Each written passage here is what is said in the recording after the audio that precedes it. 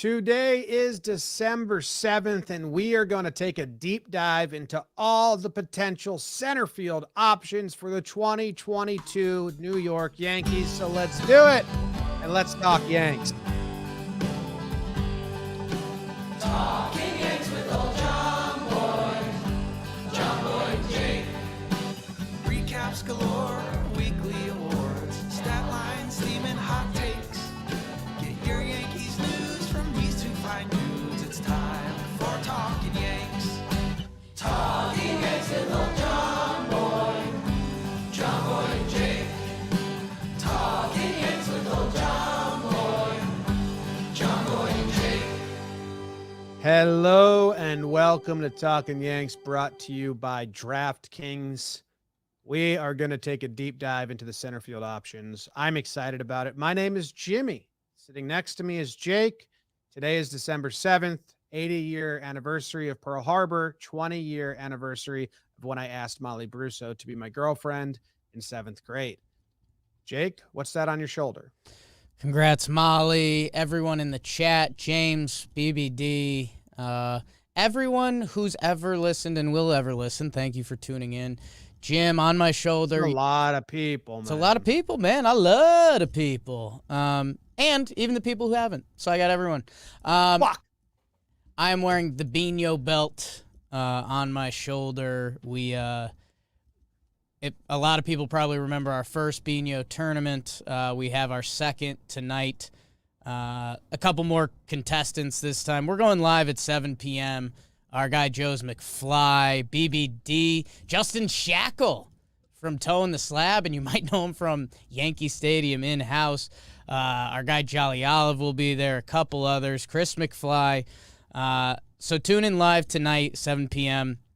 On the JOMBOY and Jake YouTube channel. That's where we do a lot of our gaming and playing and watching type stuff. The belt's on the line.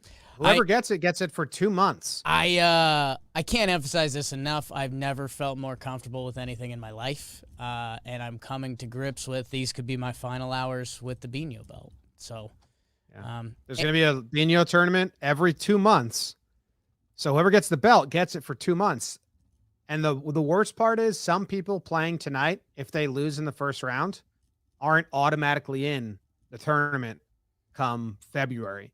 They're going to have to go into the regular season league and earn their spot in the 8-person tournament. So, I mean, a lot on the line tonight. Tune in, JOMBOY Jake TV YouTube channel. Tonight at 7, excited. There's no baseball, so you can't make an excuse that you're watching a game. We are in the lockout, and that's part of the reason why. And we're excited. And Jim, as scared as I am to lose the Bino belt, yeah, it never really hit me that we're talking center field today. Like center field. The Talkin' Yanks listeners know this is near and dear to my heart. It's one of the few places in the world I felt comfortable. I love third base. Never felt comfy there. I always knew there was some stuff out of my realm that better third baseman can do. When 14-year-old Jake was prowling center field, get your phone out, Mom. It's happening. Jeff passing. So I'm excited to deep dive. You guys know we did this with first base. And yeah, like I saw the chat is popping off live right now, and I'm already seeing some names that I haven't fully processed yet, and they're guys I like. And I'm excited, as we did with first base, is to kind of land on kind of like 1, 2, 3. Yeah, like what's the 1, 2, 3, and maybe because first base I think became limited. I think center field's gonna have a wider breadth of options. So I want to see what's real, what's fake, and where we land on that. So I'm excited. I love center field. You know this. I do know this. Ballin'. Wish I was a little bit taller. How are you, BBD? I'm doing well. I do have to give a quick shout out to somebody. Okay. This weekend I was out with my girlfriend. Whoa! And I was out with her and her 2 friends, and one of our listeners to this very show came up and recognized me. So that was big on all accounts. So shout out Charles. Did he pants you? No, just What? verbally. Ooh. And so he came over, he said hi, and then he left for a bit and then came back with his other friend, and then we were talking Yankees stuff for a while. Talking about this question a little bit. Actually, we did shortstops, but... Okay. Wow. So they don't have a center field answer? No, they wanted to do the shortstop dance, which we'll do soon on this. Verbally undressed BBD. That's how you know we're hitting a special place. We're going to do the kind of like we did with first base, in-house, free agent, trade options. Are we ready to do it, Tim? Let's do it. Okay. Well, the center field pursuit is brought to us by the pursuit to shave around your testicles and your penis, which we do with Manscaped. Not part of the ad read. You guys could read this bad boy up and down. It's not on here. That testicle wiener stuff was. My charger, I just realized this the other day. I've had it like throughout the baseball season, and I don't think I've had to recharge it since like the initial charge, because I go down there, I do my work, I get rid of it, I put it back. It works so efficiently. So the battery works well, I guess. Manscaped. You told me not to tell. Well, you didn't tell me not to tell people that, but not listed. Because there's so much. You still keep all your trimmings in a plastic bag? Yes. And then Christmas morning, when the lasagna is getting made, go to manscaped.com/Yanks. Get 20% off and free shipping at manscaped.com/Yanks. They've got their lawnmower 4.0. 4 million men worldwide are using it. And it's got so many stocking stuffers that come in its little package. We've talked about the boxers. BBD showed them on air like that. Little cologne crop mops. The Shears 2.0. The Manscaped Cologne. Hello. And the 2-in-1 conditioner. So they... if you are a man or have a man in your life that you're trying to, needs to tighten it up, I mean, below the belt, above the belt, Manscaped can help you with that. Manscaped.com/Yanks. Manscaped.com. All right, in-house options. There's like a path, right? I mean, you got Aaron Hicks, 32 years old.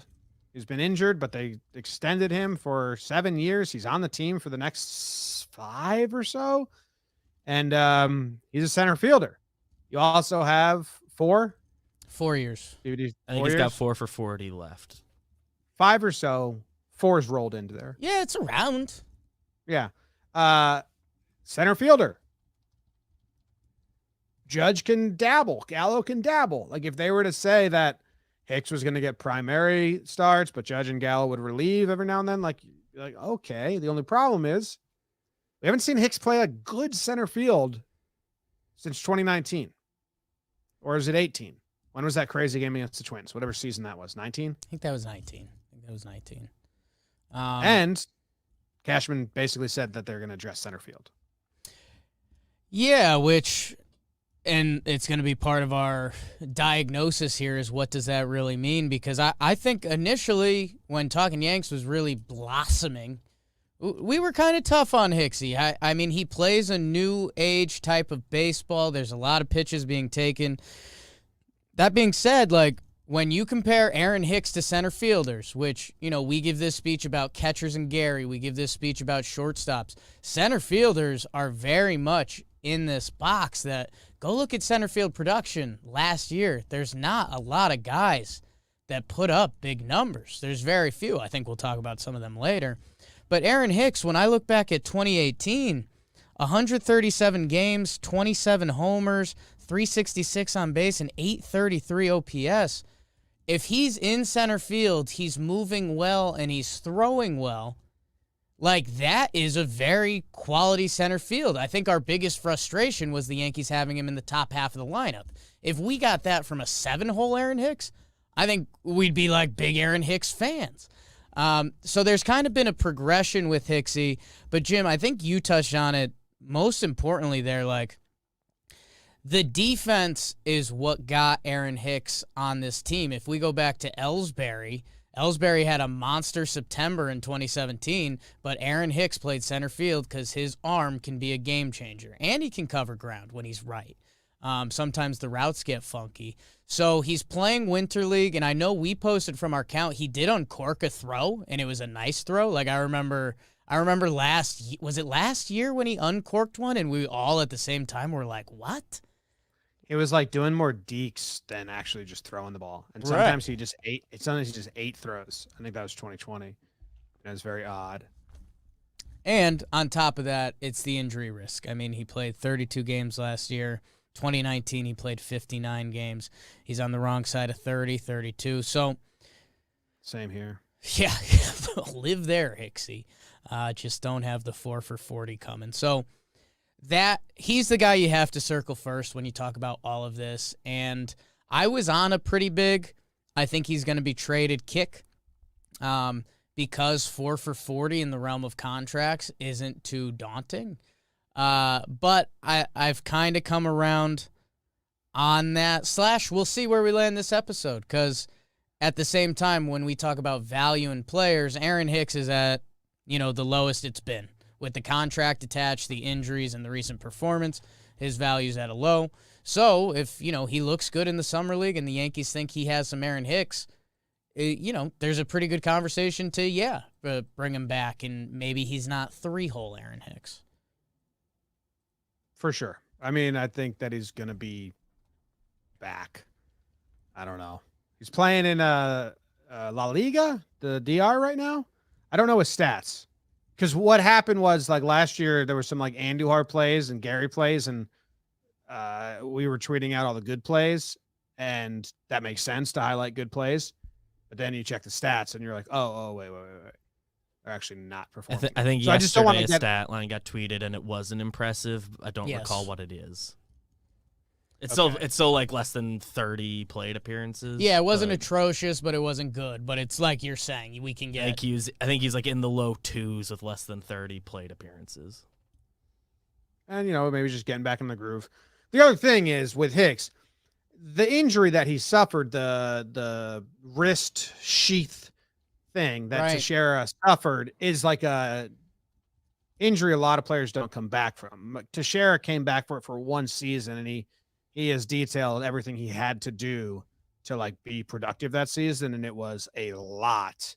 Otherwise, it's really damning injury as a hitter of baseball is to have that sheath on your wrist, whatever it is. I think So, it's like, I think it's known specifically as an injury that like saps your power and like Yes. hitting for power it kills that if you don't recover. Yes. right. So that's another, like, in the bucket here. It's like not just okay, like there's healthy, but then it's like supposedly like it's a new wrist, a new function of the swing. So we have to kind of see that. And, I mean, anything else you're trying to get off about Hicks? I mean, I think it's the Yankee fans that are listening to this are obviously familiar with him at this point and kind of have their takes on it. I'm not sure what else Hicksy-wise there is to add.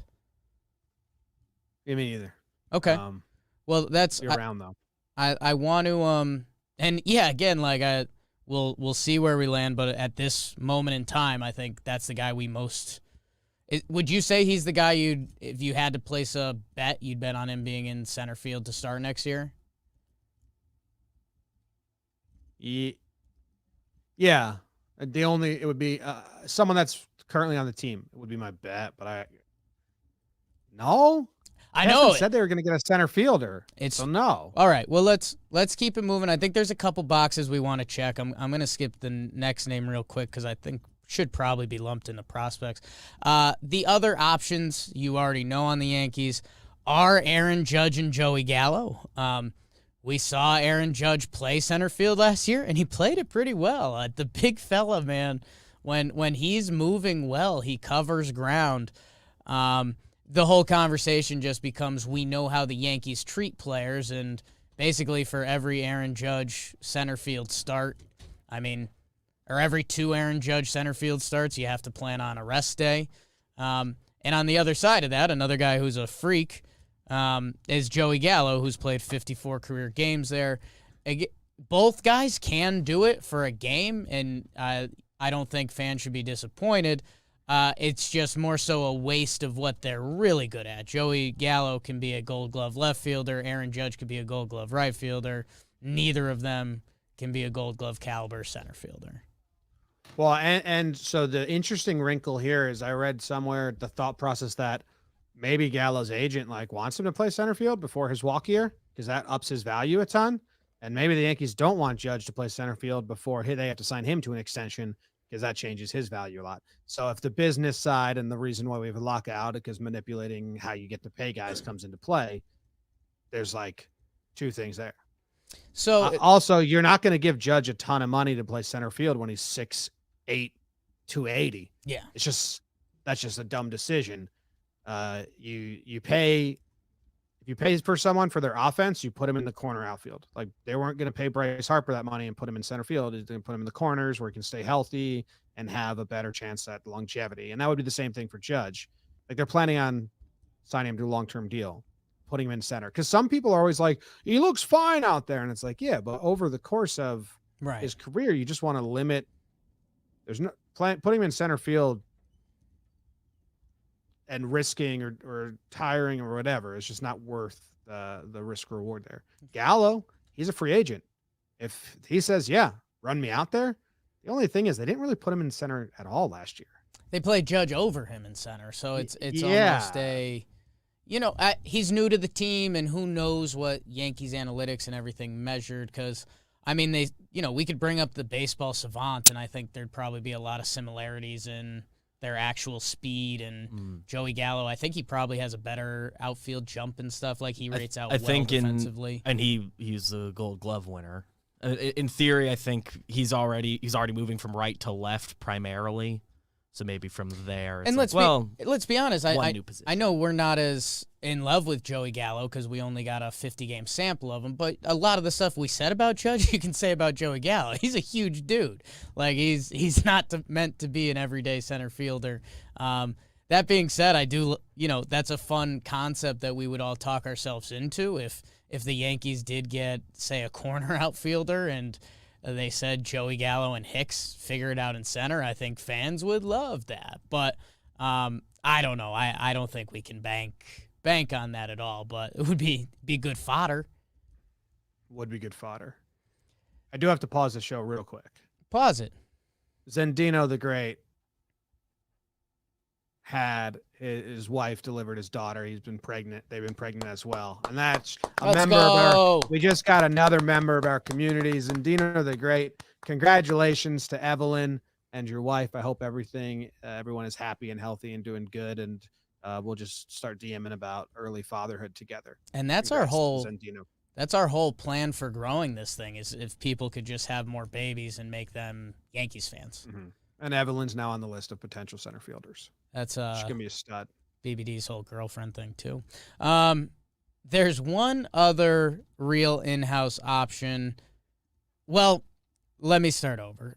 So we have a Yankees prospects section, and Jim, I don't know if you wanna comment on them. I think the name that jumps out is Everson Pereira. He's a guy that just got protected in the Rule 5 draft, and it's a name that if you're in Yankee land, you might have heard once or twice. But all of these guys are either pretty far off or I don't know. I'll tell you what, I haven't heard of three of them: Michael Beltre, Brandon Lockridge, and Elijah Dunham. I'm not the biggest, most into minor league guys, but probably more into the minor league than a lot of the casual fans that listen to the show or Yankee fans. And I haven't heard of those guys. I've heard of Dunham. I think he did some recent stuff in Arizona Fall League and had a decent year or something like that. Either way, I think the consensus there is I know the Martian's not listed here, but none of these guys are none of these names right now are 2 years.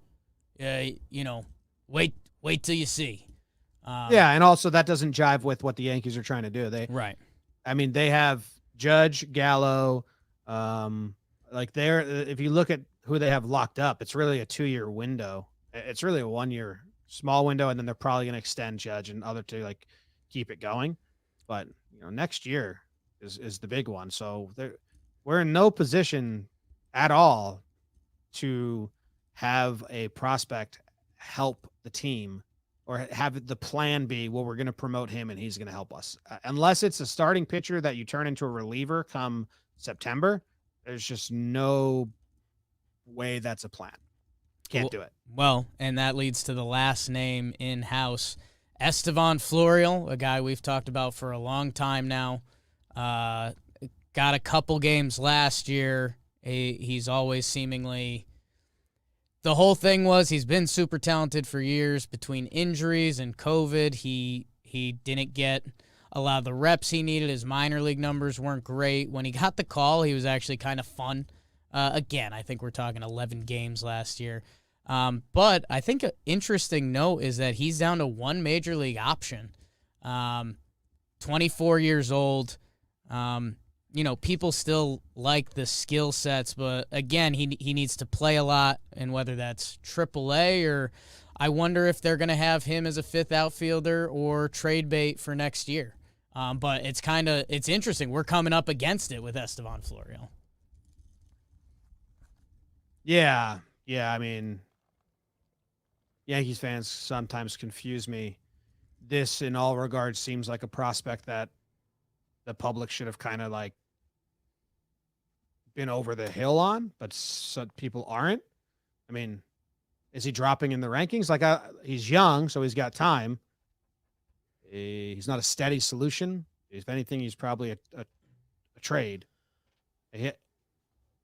There's a world where he comes on, where he finally breaks out and it all happens, but you can't bank on it because he hasn't done that until it happens.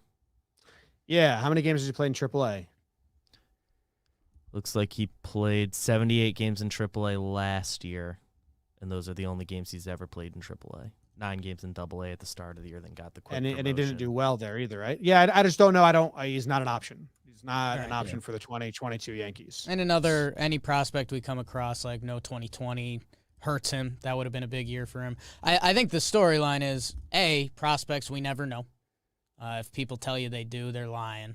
And like 80% of prospects don't pan out. And B, he is 24. Like I think that's the whole thing here, where the rules of baseball may end up hurting the Yankees and Estevan Florial, where, if he runs out of options by age 25, like this guy could essentially hit a form of free agency and find himself on another team as a 25-year-old if he can get some run somewhere. Like, a lot of players don't get an opportunity before them. So, interesting. If he gets an opportunity and hits, that's awesome, but it cannot be part of the plan. Like He can't be on he can't be third on the center field depth chart. Yeah. Third maybe. There's the thing that I think people are attracted to about him. You know how often they tap into third center fielder for like a lot of games? Yeah. A lot over the last 4 years. It depends who's ahead of him. The twist that I'm in, and of course, it all is contingent on him. Like, it all clicks and works, but just his skill set is kind of what the Yankees need in a lot of ways. Hits lefty, speed, defense. If he hits at all, he still strikes out a lot, but the other three things. We don't know. He's a prospect. If it all in works, baseball. you can't bank on it. And maybe that's something that will lead into the trade talks. If the Yankees were to make a move for a center fielder, that especially makes Estevan Florial more of a candidate. Are we good in-house? Yeah, there's not a lot of options. So that's kind of the whole reason why Cashman said it's a position they want to address. So if they go out and address it, I guess that's where we are now, right? Well, let's talk about the free agents, because we all love the free agents. It's one of the Yankees' advantages. They can go out and get free agents, and one of the advantages for you guys is Magic Spoon. JOMBOY, can you tell him, Jim, like you genuinely get excited when we get a Magic Spoon read, because you're like, let me run. I'm out right now. They said, the new box is shipping, so I've been out for a couple of days, which I didn't think was going to happen. I ate my subscription, but I need it. It's a quick breakfast, especially with a little baby now. I can with my son in one arm, I can pour the whole bowl and eat it, and I don't feel like crapola afterwards because it's guilt-free cereal. It's really good. Like I say it almost every time. We're not blowing smoke. Normally, if someone tells me something's healthy, I almost instantly dislike it. Magic Spoon, It's really good. 0 grams of sugar, 13, 14 grams of protein. It's keto-friendly, gluten-free, grain-free. Ton of flavors. Frosted. That's fruity and frosted combined, folks. Keep up. Go get yourself some magicspoon.com/Yanks. It's $5 off with promo code Yanks. And, yeah, you can get the monthly bundle. That's what we've done. And, yeah, it's supposed to I kind of need to do more of this. I eat too many of the bars, and a lot of the bars aren't even healthy. So go get yourself some Magic Spoon, magicspoon.com/Yanks. Promo code Yanks, $5 off. This brings us to the free agent center field pool. I think what we do need to note is Starling Marte was kind of the creme de la creme of center field this year. Stole a ton of bases, had a huge year. Again, go check out center fielder stats last year, and Starling Marte is like a top 2, top 3 guy. And then Chris Taylor, who is on every team's wish list for his versatility, he re-signed with the Dodgers. Would have been just awful if he signed with the Yankees and could have been a solution at all 3 positions. Jim, this brings us to some of the other free agency options, and it's also not exciting after those 2 guys. There's one name who's hot in the streets, Seiya Suzuki, the 27-year-old from overseas, who, not in a rude way to him, it's just how I view it. We never really know. I know you've stated on Talkin' Baseball and some of the other places, like there's only been so many hitters from overseas that have come over and been truly successful. 3. And not overseas, Japan. And that's, was it Ichiro, Hideki, and Otani. You know, got a second contract, right? Like was, above average guy. I think we full MLB careers. There might be others, but really, yeah, those are really the 3. And and Trevor talks about it because if you grow up in their professional league over there, the pitching is just so different. And Japan doesn't allow their players to go play overseas a lot. I believe, I'm not positive, or they just don't do it. Whereas like some of the Korean players will go play in the Dominican, will go play in Venezuela, or go play other places where they see international talent. And a lot of times the Japanese players have just seen the Japanese pitching, and then it's a different game. So yeah, it's very hard as a hitter to come over. It is. It's the velo. It's I think the way Trevor kind of framed it, I'll retool it, is almost like college football to the pros. Like normally on a college football field, there's one person that's built like, wow, that guy's built different. In the MLB, it's every player. And I think the Japanese league is kind of like that. I think there's another player, Nori Aoki, who played Major League Baseball for about 6 years. He put up solid stats, 285, 350 OBP, a 738 OPS. I think the point is, because we get so excited about the unknown, if Suzuki has a career like Nori Aoki, that's like a massive win for Japanese baseball and Suzuki. Yeah, that's a really good call, because he's a 102 OPS plus, like he's just above average, and that's probably the 3rd one you can name, or 4th. So, and hey, shout out to Seiya. I hope you're good. I hope in a couple years we can talk about you joining that club. But as of right now, we don't know. And if you're looking for more, go check out our guy Jolly Olive did a video. He did a full thing. So an important thing that we should address with him as far as the Yankees fit specifically goes, I think he's a center fielder in the same. Everything you read is he's a center fielder the same way. Like Judge and Gallo can play center field. I think he's a tick above that. Like, yeah, maybe this year he's still 27. Like, sure, the next 2 years he could probably play center field, but he's supposed to be like in the corners, and in theory he's supposed to be bat first. Like, I don't think that's his long-term home. Yeah. So if that happens, I mean, we'll see, and we'll, spring training games will become much watched, but I don't know. Do you want to know the interesting conversation here? Sure.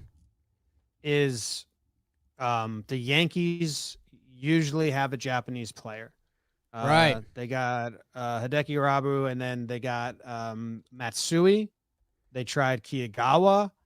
They after Matsui, there might have been a couple years in between, but then they brought over Kuroda.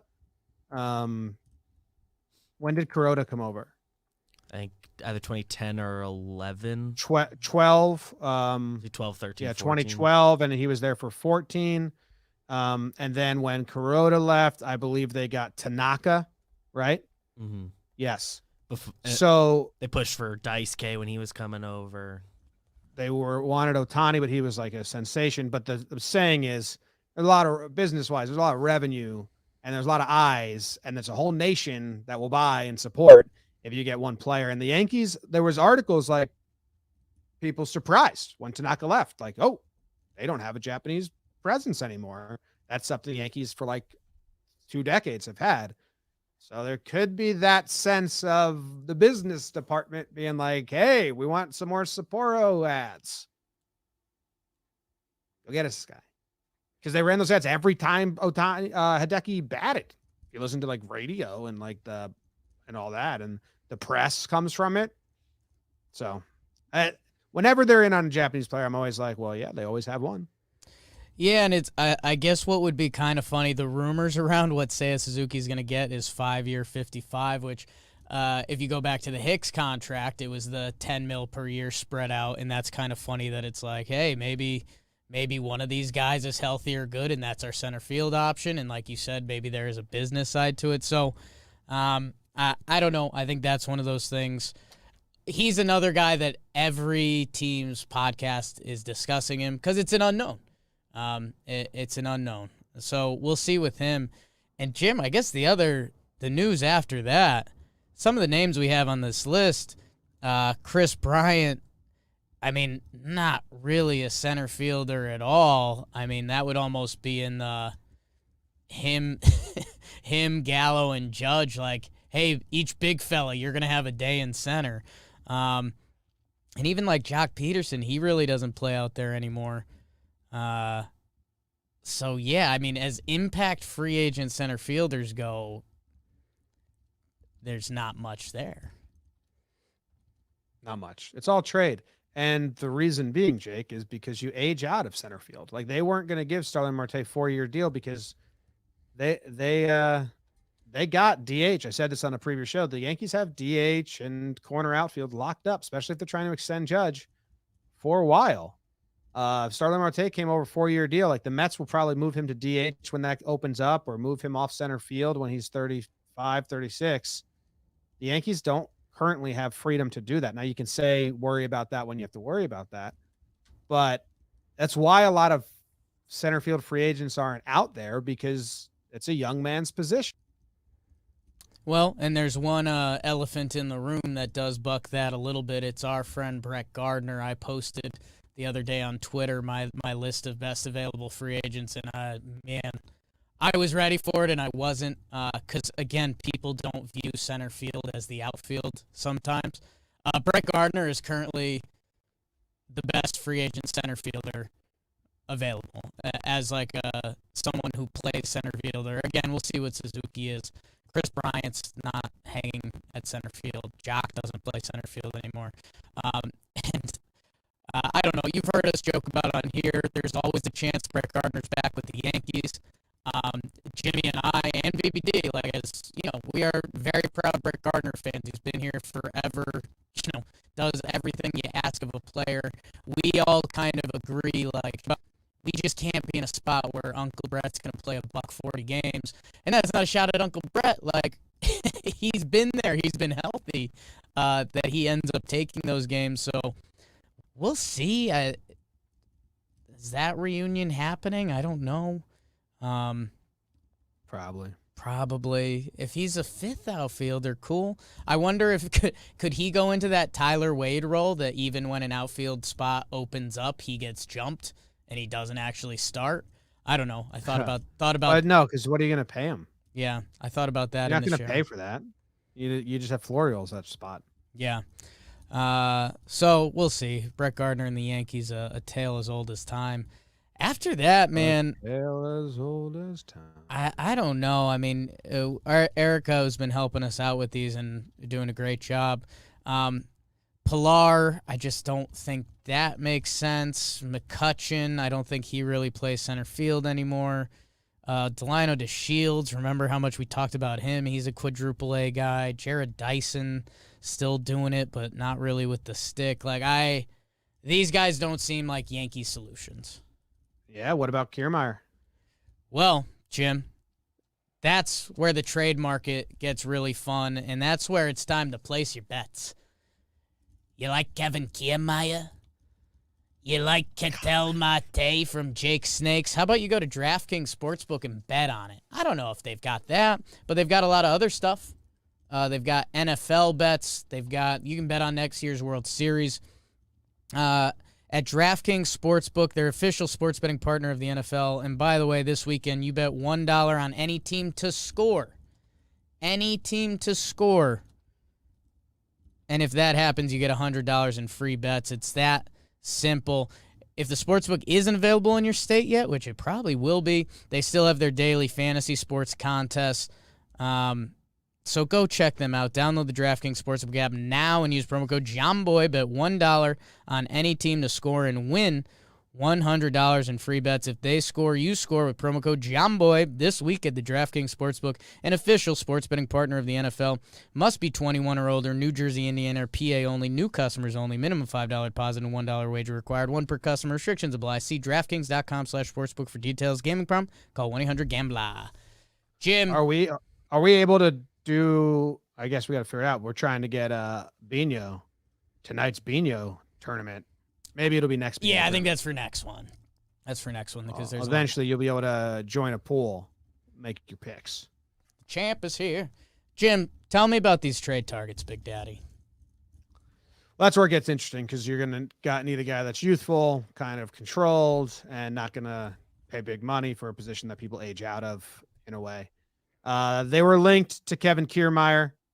He is one of the best defensive center fielders going. Not much of a bat, although he is a lefty. And you just wonder about Hicks. I've never compared Kiermaier and Hicks offense. I know Hicks has more pop, but you wonder if the pop's gone. What's the offense comparison there? I genuinely don't know. But he's a better defender and lefty and all that. So Kiermaier is 31. He'll turn 32 next season. He's due $12 million in the final year of his 6-year deal with the Rays. Also has $13 million club option for 2023 and $2.5 million buyout. So all in all, it could be a 1-year, $14.5 million deal that you can get Kiermaier for just 1 year, or you could get him for the 2 years as a stopgap. It's kind of weird getting, if like they were to sign Correa and then trade for Kiermaier, I'd be like, what's our identity right now? Two of the biggest pests and kind of bad interview, cocky guys. Yeah, bad and good in the same way, but kind of foot in their mouth guys you could get.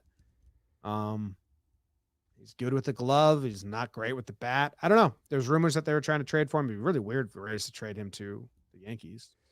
Yeah, I mean, I've always loved Kiermaier. I think foot in the mouth wise, I think Correa's on a little bit of a different level. Kiermaier's kind of that. We hear about it from Trev, Tampa is this high T, high testosterone. When he referred to his corner outfielders as my outfielders, that was a little weird. I mean, that's the outlaw. That's my guy. He's a nut job in center field. If the trade broke, at least we know what would be going on.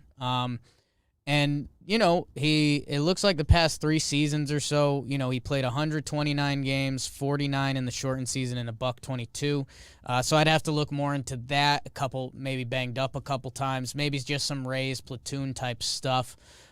His hitting stats at the end of the year last year don't look too bad. It's so funny. He had 4 home runs, which is okay, so it feels like he hit 6 against the Yankees last year. How can that be right? But that's how much of a pest he is to the Yankees. So That being said, he doesn't strike out a ton. He's got crazy speed. If you're a WAR person, he racked up 3.5 WAR last year. You're looking for the more athletic. Yeah, I mean that is one of the guys that does it, and it's 1 year. You'd have to give up a prospect, potentially 2 mid prospects, because think about everything we just said about center fielders. They're hard to come by. That for 1 year to get Kiermaier. You don't have to obviously break prospect capital, but that has a lot of value in baseball right now. So that's the Kiermaier side of it, and that's probably not as sexy to Yankee fans as a couple of the other names getting thrown around. 4 of his last 8 home runs were against the Yankees. Yeah, I mean that's Kiermaier analytics. You just blew me away. He hit 4 last year. He hit 3 in 2020. So 7 in the last 2 seasons, and 3 were against the Yankees. And then his last one of 2019 was against the Yankees. Give him that porch, babe. Swing hard. Stephen Oh, new hitting coach. That's not our motto anymore.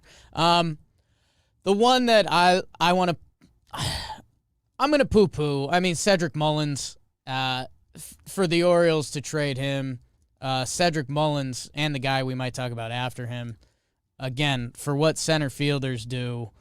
He had a 30-30 season last year, 315, 383, 537. Cedric Mullins was incredible last year, and he's 27. He's under team control through 2025. Like, if the Orioles trade him, it almost becomes like Orioles. The price is so high that it's not worth it because there's still just 1 season. And it's like Orioles, like, let's get you out of the league. Like, this is what you need to do. You need to find more Cedric Mullins if you want to be successful. He's under control. When was that? 2025. It's 2021. Through 2025. Like usually Orioles have a 4-year plan. Usually guys get traded after ARB2.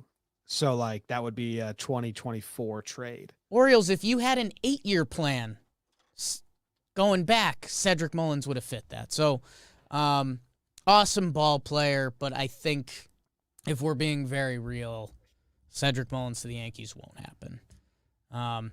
Now, there's 2-3 ball players that I really like that I almost get scared to daydream about because these guys are really good. Bryan Reynolds for Pittsburgh, breakout star, Vandy guy, much like myself, engaged into it.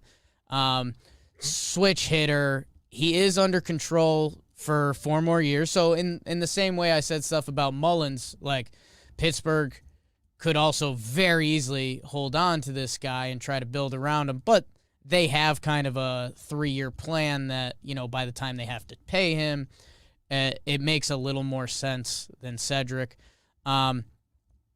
Switch hitter, 302, 390, 522, 159 games played. You'd have to put together a package of prospects with some of the big names that people probably love, whether that's a Volpe, Peraza, Dominguez, two of those guys. I think you really would. And if it does, you fucking celebrate all night long, because those are prospects. And Bryan Reynolds, I mean, it's everything you ask for in a ball player. Yeah, I mean, I wonder what the package is going to be. I think him is realistic, right? Like that they would, those reports the Orioles were entertaining Mullins calls, and it's like, well, why wouldn't they? I'll entertain, a B. Sure. If it wants to trade something with me. What would the trade be? Like, it doesn't sting me, and in turn, I let it live in my basement. You'd shake hands on that? No, I don't think you do. But you entertain it. I entertain it, yeah. That's what you just did. Yeah, I mean, the Pirates, like, they just overhauled their front office before last year, I believe. And they are in full-blown rebuild. Again, the Orioles are too, but they had 3 years before this to get back to full-blown rebuild. Orioles I guess Pirates have also been bottoming out and getting like some high caliber prospects too. So I guess they're in a more similar position, but Orioles I think have guys closer to coming up and potentially help. They really don't have to trade him though. They don't have to. They have don't. him for a lot more years. It would very much be a front office cashing in on Bryan Reynolds having, kind of another incredible year. So yeah, it's very much out there. It's a team the Yankees have traded with before. So it would be, you'd have to give up a real package, but man, again, center field close to my heart, switch hitting center field, Vandy close to my heart, obviously. Bryan Reynolds, that is the creme de la creme, but we talked about it with first base and Matt Olson, and we'll talk a little Oakland in a minute. I don't think the Yankees are going to make two massive trades like that. The amount of prospect capital you have to give up for these teams that don't want like any major league talent, you just don't see teams in baseball empty the shelves like that, because that normally leaves you in a really bad spot in a couple years. If it happened, I'd be dancing on the toilet. But I don't. So that might be something you have to talk yourself into as a fan. Whether if you believe more in a Matt Olson or a Bryan Reynolds, if the Yankees do make one power trade. Ran hot for a second there. The other two guys we have on this list, my guy Ketel Marte from the Snakes, Diamondbacks. Another guy, go check out his Baseball Reference, really good. Under team. Be good in center? So he's got some really interesting quotes where he's played shortstop, second base, and center field, but he said coming into a season, he just wants to know where he's going to play. So he's kind of has the utility side, but he doesn't like it mid-season. Start being a butcher somewhere. Start being a butcher. Be a butcher at second base, dude, and make them play you at center field and shortstop, and then go get money. Well, unless he's not good at shortstop or center field. And I remember when we looked at, when we originally did some trade deadline stuff this year, Ketel does have a profile that the Yankees would love. He's got the high exit velo stuff. He's under a pretty cheap team control with club options. Again, you'd have to give up a very big package. If Ketel Marte or Bryan Reynolds end up a Yankee, celebrate. Yeah, for sure. So I'm starting to build my 1, 2, 3s or my Sure. how this works out, my map here. I don't know if we have some more. We have some more glove first trade options. The Ramon Laureano coming back from suspension. That's the only other name that I think stands out above this kind of next tier that we're going to mention some names quickly, because it's the Oakland Athletics, who we know are trading. And I love Laureano. We met Laureano. He's a cool guy in person. Has one of the best highlight reels you'll watch. And he's got a career 800 OPS, which again, when you put that with center fielders, that's a really talented guy. So yeah, I mean, he's what, 27? Yeah, he's 27 years old. So yeah, I mean, I said it twice now, but if the Oakland A's trade breaks and there's any name of Laureano, Olson, Manaea, Bassett, blah, blah, blah, but guess what? The other top 10 contending teams are also trying to trade with these guys. So after that, there's another tier. I don't know if you want to talk Laureano and the A's, or if you want to talk next tier, or where your brain's going, Jim. No, I don't know. The next tier doesn't super excite me. Besides Grichuk, because he's friendly with us. Right. And defensive center field. You basically save your pitching staff from giving up 10 home runs. Yeah, he won't kill him. But why would they trade in division? Yeah, that's all. I don't really have much thoughts. My main takeaway, kind of after unjumbling all of this or laying it all out, is I don't think they're going to be able to make two trades. And I think Olson's the better trade out of all the trade candidates here, besides Marte, Ketel Marte. So one of those trades.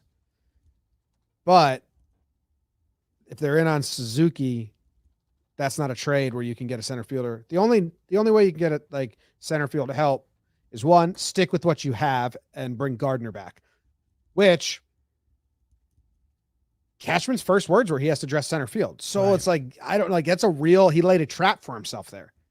Like how do you go and you say, I thought you said you were going to dress center field. You're going the same guys you had, that's a bad, you can't, he laid a trap for himself. He can't do that. He has to address center field. So there's no signing option for center field, in my opinion, but that is great. The free agents kind of stink there. So center field, in my opinion, lands at Suzuki or trade. And I agree. I don't think they have the prospect capital to pull off 2 trades of the ilk we're talking. So it might be Olsen is the move. Try to trade for Olsen. If you can, great. Now you have to go try and sign Suzuki, or just deal with the fact that you're not going to address center field because the other options aren't great. If you can't pull the Olsen trade, then trade for, Marte, Reynolds, which I don't think Reynolds is going to go. I'm at kind of a loss here because I think this is a second domino. The other part of that, like with an Olsen trade, you could get Laureano lumped into that, and that's all one big move. And then in theory, that's going to be easier than doing 2 separate trades. So it's just That would be the dream board. To get both and some pitcher thrown in or something, you probably will have to even more. You'll probably have to include a big boy now, prospect wise. It's hard. Yeah, it's kind of one of those. You give a little kid you can only have so many of these. You have so many pretzels to spend. What are you going to spend your pretzels on?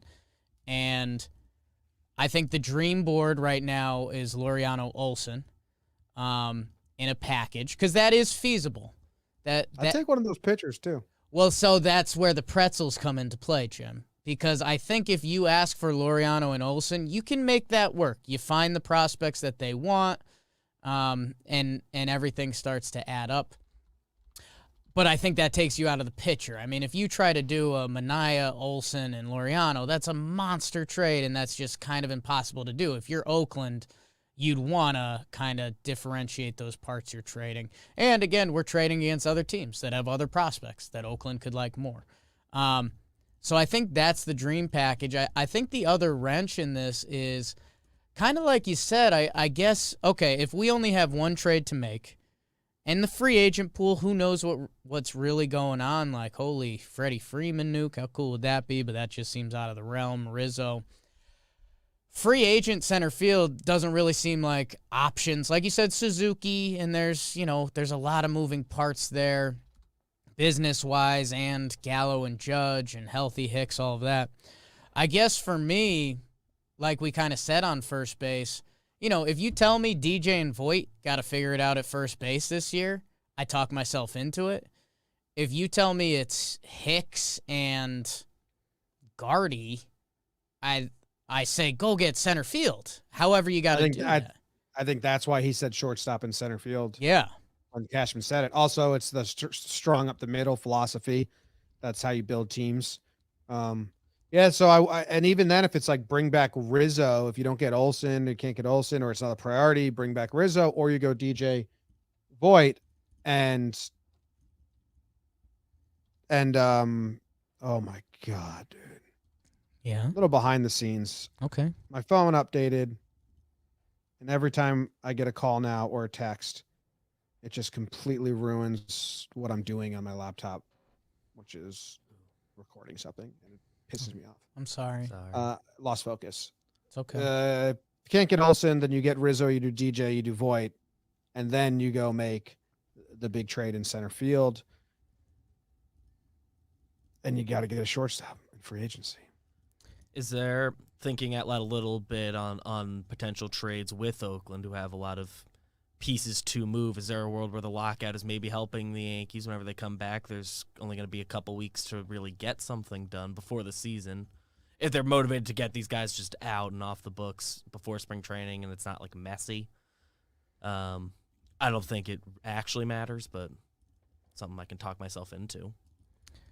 I think that time period itself is going to be so exciting. Like that was kind of my first. That was the lockout has happened, and it's kind of been like the initial like, oh, like we're really in it now.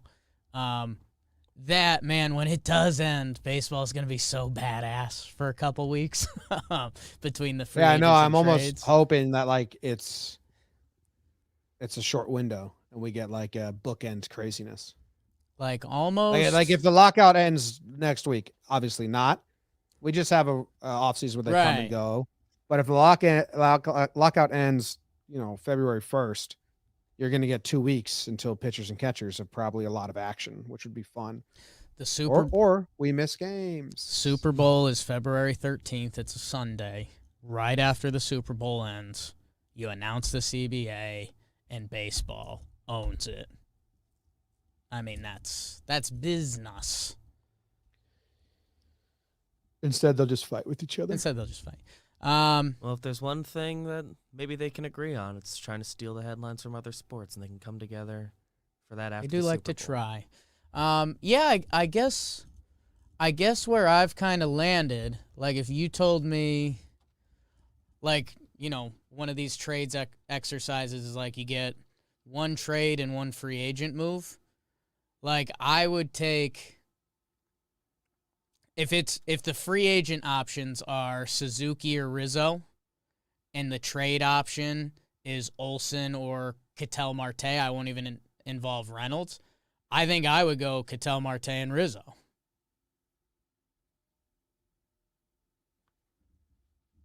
I really don't know what I'd do. It's close. It's close. Because what do you got to sign Suzuki for? The rumor is 5 for 55, but nobody knows. 5 for 55?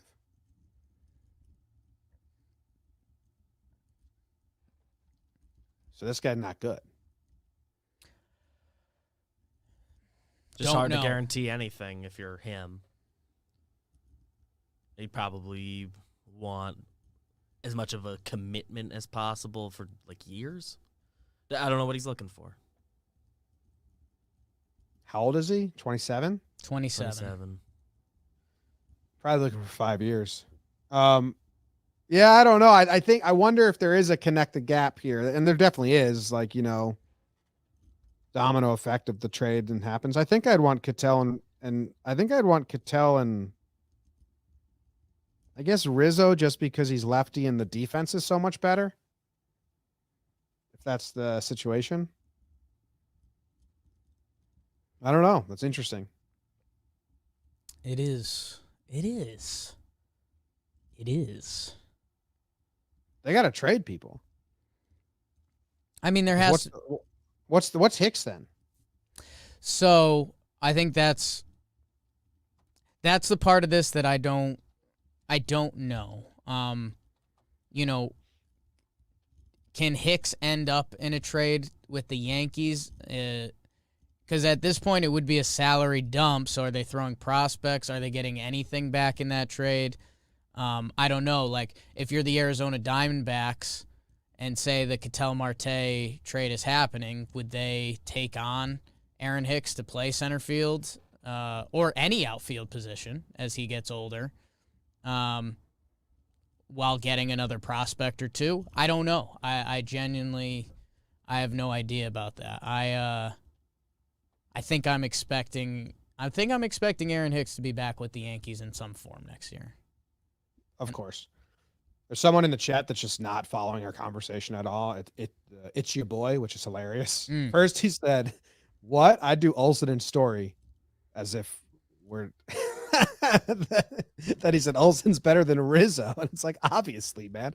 It's funny. I hope the general public listening understands what we're doing here. They need to sign big free agent shortstop, so then you got a trade and a signing for center field and first base. Deciding that they have to sign a shortstop. There's no trade really targets out there. We'll get to that, I guess, in the shortstop episode. And obviously, Olsen's better than Rizzo. But we're saying Consensus. We all have it. Bizarre that people can listen and just have no idea what we're saying.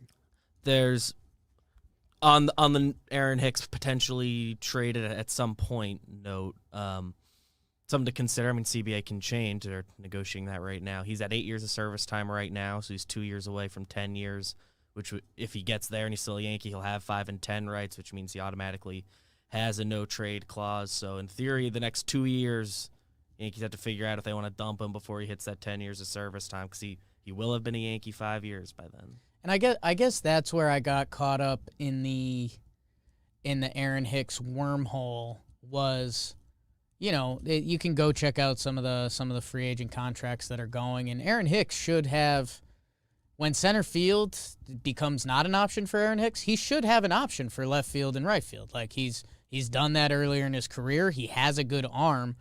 Center field was his thing though. Right. It's what made him a lot more valuable, but a switch-hitting corner outfielder with a good arm and an OPS around 800, that guy has a spot in this league. It's just him being healthy. That I wonder if the Yankees were willing to eat half of his contract and it becomes a 4 for 20, now if you're the Diamondbacks, is that a chance you take on him getting some value back and then you flip him next year when it's 3 for 15? Like, that could be a deal for a team. So that's where things do get interesting. But have we seen the Yankees, like, eat a chunk of a contract to trade a guy in recent years? Headley? Or no? No, they fleeced the Padres in Headley. They ate. Yeah. Yeah, Padres I mean, but lost if Hicks isn't a center fielder, he's not getting that extension. I mean, he only had one full season as a starter with an OPS over 800. Well, when they gave him the years, they knew by the end of that, kind of like you said with Starling Marte, that Hicks would end up as center field. But they were hoping the offense would stay, so we got to see what the offense is, because he's a career below-average hitter. It's the center field that was the special part, the fact that he could do that. It is what helped. It is what helped. So we'll see on that. With the Yankees, 766 OPS, 106 OPS plus, he's a very different hitter than from his Minnesota Twins days. I mean, that's gone back to 2015, even his first season with the Yankees. But that wrist injury is no joke. It's the Hicks side of it is fascinating. Yeah. It's all fascinating because they could run back the same team because they have all the positions. Besides shortstop, right? They have center field and first base, but they just can't run back the same options because they need to mix it up because last year was so brutal offensively. Did you see different topic, but different topic. The report about the report about the dead balls, and on average, the Yankee Stadium had more dead balls. Like they just shipped the dead balls randomly, and like Yankee Stadium on average had more dead balls than alive balls. And the Yankees at home hit the under like every game. Yeah. DJ LeMahieu punching air. It's wild. But they're supposed to go to the dead balls 2022 full time. So we'll see. Send them over. Make some trades. Yeah, I guess, we're going to talk some. Obviously, there's going to be a big shortstop episode, and I know there's two names everyone wants to talk about, but we'll do that for this. Yeah, I think, you could put it as good news or weird news or bad news, but the Yankees are going to make a trade when the lockout ends. It's just kind of a matter of, is it center field or first base or starting pitching? I think that very much has to be in the mix. And to what caliber? Those words may sound obvious because that's kind of any transaction, but the formula is there for it. It's, some guys in the Yankees farm system who boosted their value.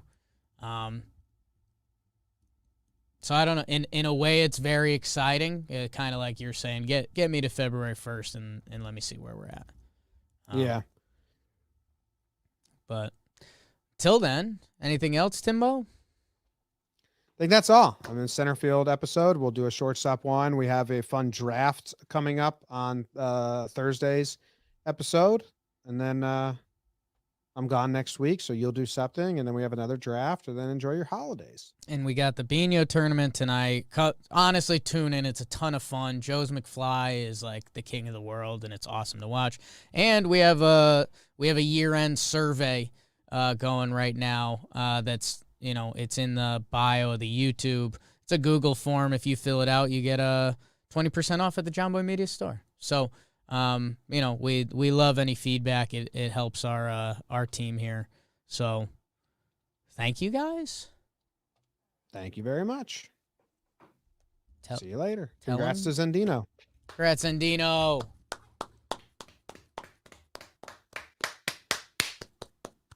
Go Yanks. Tell him, Grams. Go Yankees.